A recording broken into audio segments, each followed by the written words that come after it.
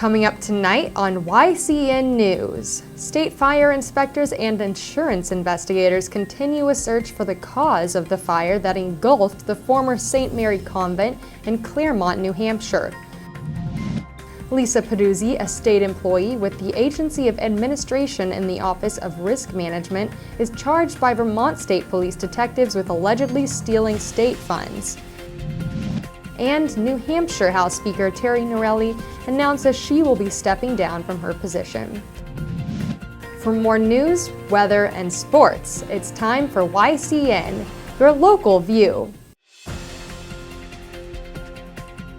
Now, your daily digest of the Dartmouth Lake Sunapee region, southern Vermont, and Windsor County. News, sports, weather, and all that is happening in our area. The news on YCN, your local view.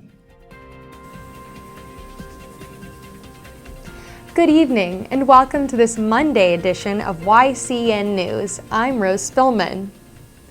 As streams of gray smoke continue to drift from the remains of the former St. Mary Convent in Claremont, New Hampshire, state fire inspectors and insurance investigators continue a search for the fire's cause.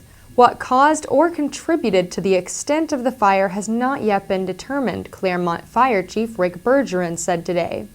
The three-story red brick building, noted for its tall, white Greek-style columns on the central street side of the building, is at least 200 years old. The building is owned by the Diocese of Manchester, New Hampshire. It is insured. Located at 16 Central Street in Claremont's historic district, the former convent has been vacant for several years. Along with state fire authorities, insurance claims inspectors and an insurance adjuster also will review the circumstances surrounding the fire, Bergeron explained. The insurance company has given the diocese permission to have the building razed. Investigators from the State Fire Marshal's office will need to be able to study parts of the building now inaccessible to them. The interior of the building is not yet safe to enter, said Bergeron. As much as possible, the scene before the building erupted into flames around 2:30 a.m. will be recreated. Crews from the Claremont Fire Department arriving at 16 Central Street saw how quickly the fire had spread. The building was fully engulfed in flames. Mutual aid from Cornish and Newport Fire Departments, plus their counterparts in Ascutney and Windsor, Vermont, helped keep the flames contained in the building. The former St. Mary's School, now home to the New England Classical Academy, a private school, remains standing. The heat of the fire caused some of the academy's windows to buckle, however. Bergeron said water was drawn from 4 nearby hydrants at a rate of more than 2,000 gallons of water per minute. This intensity of water pumping lasted for 2 hours, the chief said in a press release. YCN News will continue to follow this developing story. Turning to today's top story from Vermont, a 51-year-old public official was charged in court today on embezzlement. Lisa Peduzzi, a state employee with the Agency of Administration in the Office of Risk Management, is charged by Vermont State Police detectives with allegedly stealing state funds. The case dates to March 31st, when police were called to investigate a fraudulent check. Police arrested Peduzzi at her home in Plainfield, Vermont on Friday. This investigation remains active as investigators continue to examine records from the Office of Risk Management to determine any additional fraudulent activity. Investigators believe that some of the items purchased by Peduzzi may have been sold and ask that anyone who has bought or sold property with her to please contact the Vermont State Police. In New Hampshire, a special academic undertaking is underway. Grade 5 students at one of Claremont's 3 elementary schools are participating in a capstone project aimed at inspiring their studies this year and the next.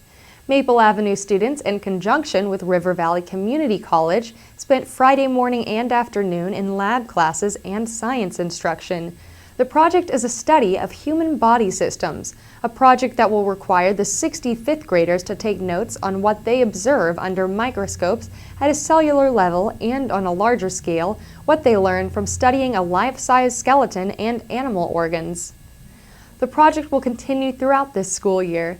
Maple Avenue School Principal Dan Cherry said on Friday the inspiration and insights gained from the project can go far beyond the classroom.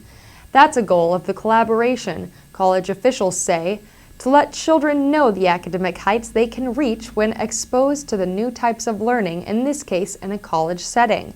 YCN News will follow the students' progress. At H.R. Clough, we sell, install, tune, and repair home heating and cooling systems and deliver your fuel oil. But there's more to our operation than you see when we visit your home.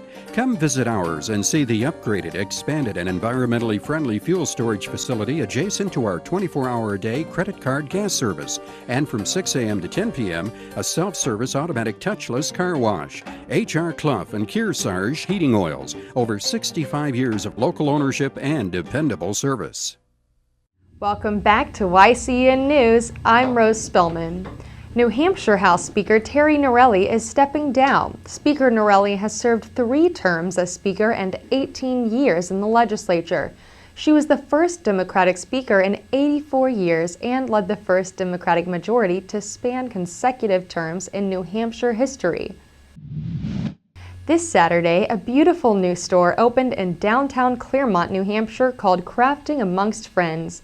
I stopped by to meet the owners and learn more about this fun new business. Let's take a look at my visit. I'm here with Tammy Sims and Christina Bell, who are opening their store Crafting Amongst Friends today in downtown Claremont. So what was your inspiration for opening the store? Well, we've been crafting for years. Just doing the craft shows and the flea markets are too much, so we wanted somewhere to put our things and figured it'd be nice to share with other crafters. How did you choose to put your store in the historic downtown Claremont? Well, I'm from here. Chris married into family around here, so I love the Moody Building for one, and it's a prime spot being right uptown, you know. Yeah. So watching out the window, sitting out there watching the traffic, you know, whether we're in here or not, we love that, so. Where do you get all of your products? We do a lot of it ourselves. We have consigners, and we order from catalogs that are generally homemade, or most often homemade. That's what we're looking for, like the candles and whatnot come from Maine. We got the jams and the jellies and pickles that come from Weathersfield. Our glasses, she came all the way from Epping to send them up here, and we have some baby products that came from North Carolina. Stained glass. Yep. She's from Claremont, our stained glass person. So we really got a great meld of people too. They've all come in, most of them have come in today, and they all visit amongst each other too. So it's exciting to see everybody sharing their craft. Yeah. So you're opening today. What will your regular hours be? 10 to 6 Saturday. Tuesday and Wednesday is 10 to 6, and Thursday, Friday, 11 to 8. Okay. If you're looking for some handcrafted goods, be sure to check out Crafting Amongst Friends, located just off the Claremont Square. Congratulations to both Tammy and Christina on a successful opening day. This is Earth Week. Although Americans will mark the day, Tuesday, the U.S. Environmental Protection Agency is empowering Americans across the country to act on climate change through simple actions to reduce carbon pollution in their daily lives. Across the country, the EPA will be holding events to talk about common sense action to reduce carbon pollution and promote a cleaner energy economy while ensuring that all Americans have the information they need to act on climate change. By taking simple actions such as changing a light bulb, powering down electronics, using less water, and recycling, we can all reduce carbon pollution. For information about specific Earth Week events, please contact regional offices. Hi, this is Anita from Brattleboro Mobile at Exit 3. The store now offers more products you can pick up when you're on the go. Green Mountain coffee, drinks and snacks, beer and wine, and hopefully your next winning lottery ticket. Also, Brattleboro Mobile has added diesel fuel to go along with the 3 different grades of superior mobile gasoline. And remember, we have a courteous staff, a brand new look, and a convenient location, all at Brattleboro Mobile. See you soon. Brattleboro Mobile on the roundabout at Exit 3. Welcome back to YCN News. I'm Rose Spillman. Now Matt McDonald will have a look at our weather for the next 5 days, and he'll take a look at some local college sports. Thanks, Rose. Looks like we've got some rain ahead. Tomorrow we're expecting some showers with temperatures warming up to a high of 71 degrees and lows in the 40s. Wednesday, the rain will continue and temperatures will drop to the 50s with a low of 32 degrees. Thursday will be partly cloudy with a high of 56 degrees and lows in the 30s. Friday will have highs in the 60s with a low of 39 degrees. Here's a glimpse of the weather from our northeastern and national radar maps.